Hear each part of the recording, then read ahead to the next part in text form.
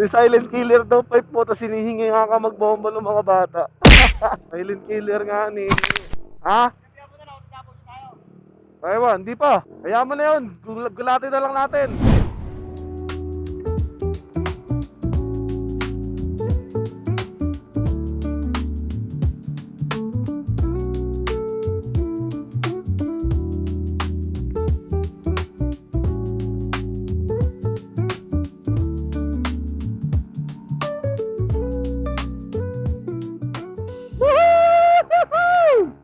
Ang ina, sarap magmotor! Grabe, nagpalit lang ako ng upuan, bumilis motor ko. Ah! Let's go! Bumilis motor ko, tol. Bumilis motor ko, palit lang upuan.